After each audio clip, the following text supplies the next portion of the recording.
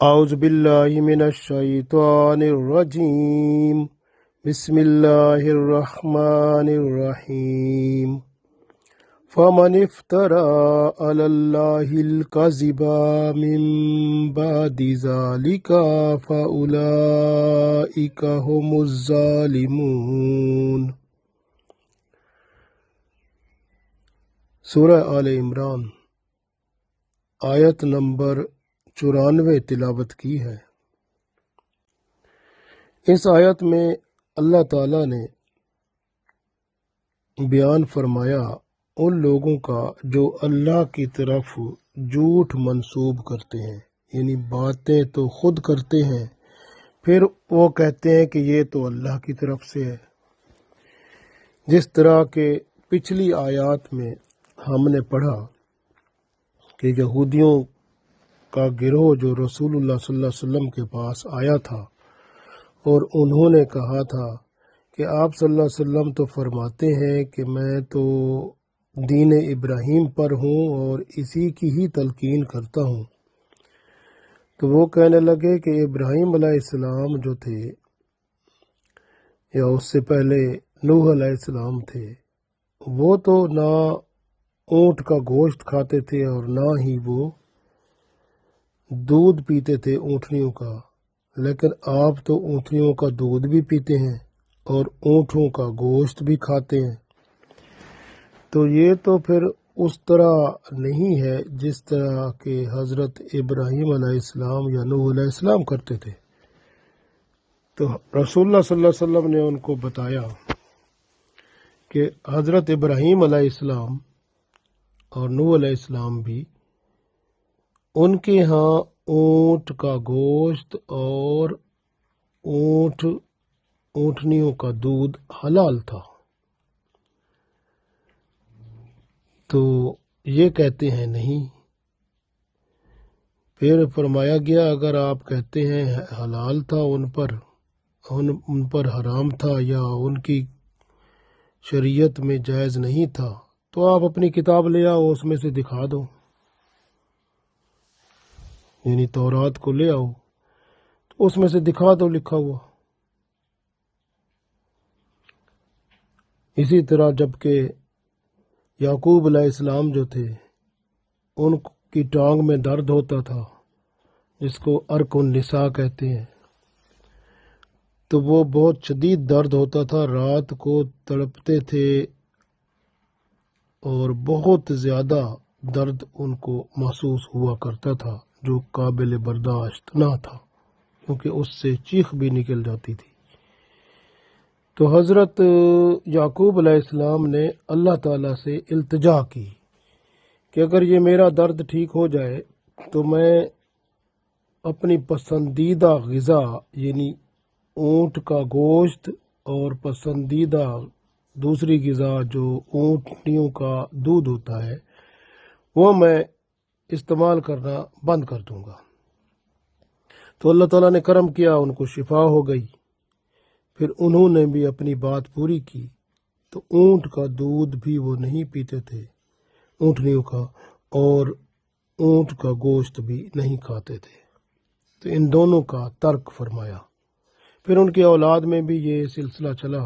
کچھ نے اور کچھ لوگوں نے بعد میں شروع رکھا، تو اللہ تعالیٰ نے بیان فرما دیا تھا کہ یہ بنی اسرائیل پر تو حرام نہیں تھا، یعقوب علیہ السلام نے صرف اپنے لیے اس کو جائز نہیں قرار دیا تھا، کیونکہ انہوں نے اللہ تعالیٰ سے نظر مان لی تھی کہ اگر میں ٹھیک ہو گیا تو میں اپنی یہ جو خاص غذا ہے جس کو میں پسند کرتا ہوں، اپنا پسندیدہ کھانا جو ہے اس کو ترک کر دوں گا، تو انہوں نے وہ کر دیا۔ تو اس طرح سے آپ دیکھ لیں کہ یہودیوں کو رسول اللہ صلی اللہ علیہ وسلم نے فرمایا اللہ کے حکم سے کہ اگر آپ سمجھتے ہو یہ باتیں جو ہیں تورات میں لکھی ہیں تو ٹھیک ہے، پھر آپ تورات لے آؤ، ہمیں دکھا دو تاکہ آپ کی سچائی کا ہمیں علم ہو جائے تو ہم بھی اس پر یقین رکھ لیں، ایمان رکھ لیں، لیکن وہ نہ لا سکے۔ گویا انہوں نے یہ باتیں اللہ کی طرف منسوب کی تھیں اپنی کتاب کے توسط سے۔ ان کی کتاب تورات اللہ کا کلام تھا، اللہ کی باتیں تھیں، اللہ کا حکم تھا، تو انہوں نے اللہ کے حکم میں ملاوٹ کی اور اپنے ہی قانون بنا ڈالے۔ جب انہیں کہا گیا کہ آپ تورات لے آؤ اور وہاں سے ہمیں دکھا دو، تو وہ نہ لائے اور نہ ہی دکھا سکے، تو گویا انہوں نے یہ سب اپنے ہی ذہن سے کیا تھا۔ اس لیے اللہ نے فرمایا فَمَنِ افْتَرَى، پس جو کوئی باندھے اللہ اللہ پر کاذبہ جھوٹ، جو بھی اللہ پر جھوٹ باندھتا ہے، من بعد، اس کے بعد، یعنی وہ جو معاملہ کر رہا ہے اس کے بعد اللہ کی طرف جھوٹ باندھتا ہے، بولتا ہے، ذالک فاولئک هم الظالمون، پس یہی لوگ تو ظالم ہیں۔ اسی طرح آپ غور کریں کہ وہ لوگ جو اللہ کی حرام کی ہوئی چیزیں جو ہیں ان میں اضافہ کرتے ہیں یا کمی کرتے ہیں، وہ بھی اسی طرح کے ظالم لوگ ہیں۔ اسی طرح جو اللہ نے حلال چیزیں کر دی ہیں اور بندہ کوئی کسی اور چیز کو بھی حلال کر دیتا ہے جو اللہ نے نہیں کیا اور کہتا ہے یہ اللہ نے کیا ہے، تو وہ بھی جھوٹ ہی بولتا ہے۔ اسی طرح قرآن پاک کی آیات ہیں، اللہ کے احکام ہیں، حکم ہیں۔ اگر کوئی بندہ قرآن پاک کی آیات بیان نہیں کرتا اور کہتا ہے یہ اللہ کا حکم ہے، جبکہ وہ بات اگر غور کیا جائے وہ اس کے اپنی طرف سے ہوتی ہے، تو گویا اپنی بات کو اللہ کی طرف رجوع کرنا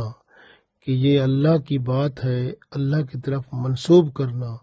بہت بڑے گناہ کا کام ہے۔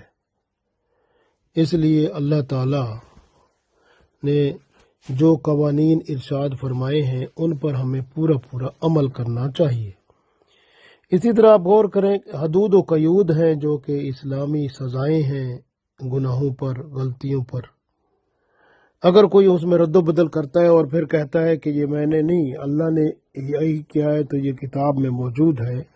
تو وہ بھی اللہ کی طرف پھر جھوٹ ہی بولتا ہے۔ اسی طرح سے اپنی باتیں بندہ کر کے اور پھر اللہ کی طرف انہیں منسوب کرے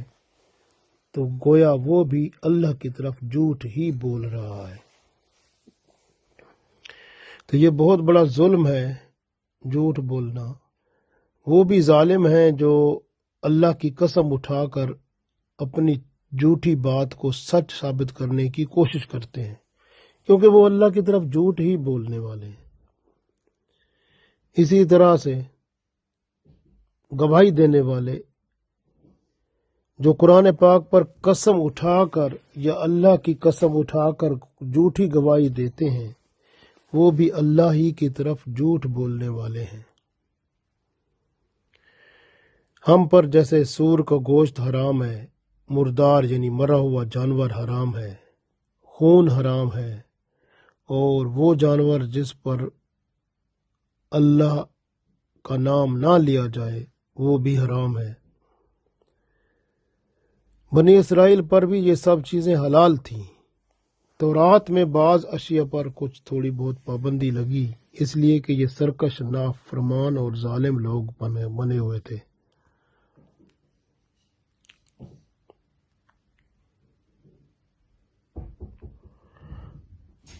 اللہ تعالیٰ سے دعا کرتے ہیں کہ اللہ تعالیٰ ہم پر کرم فرمائے، اور جیسے اکثر لوگوں کی عادت ہوتی ہے، وہ کوئی بات کرتے ہیں یا سنتے ہیں تو لوگوں کو کہتے ہیں کہ دیکھو یہ بات جو ہے اللہ کا حکم ہے، ہمیں کرنا چاہیے، جبکہ وہ اللہ کا حکم نہیں ہوتا۔ اسی طرح کچھ لوگ اپنی بات کر کے اسے اللہ کی طرف ہی لوٹاتے ہیں کہ دیکھیں یہ تو اللہ کا حکم ہے۔ ہمیشہ اپنی بات کو اللہ کی بات کے برابر نہیں لانا چاہیے، اور نہ ہی رسول اللہ صلی اللہ علیہ وسلم کی بات کو۔ کوشش کرنی چاہیے پوری کی پوری، جو اللہ کا حکم ہے اس پر پورا اترے بندہ، اور جو اللہ نے اپنی کتاب میں احکام فرمائے ہیں ان کو صحیح طرح یاد کرے، پھر ان پر عمل کر کے اس دنیا اور آخرت میں کامیاب و کامران ہو۔ اللہ تعالیٰ سے دعا ہے کہ اللہ تعالیٰ ہمیں قرآن و سنت کے مطابق چلا کے اس دنیا میں اور آخرت میں کامیاب و کامران فرمائے۔ آمین ثم آمین۔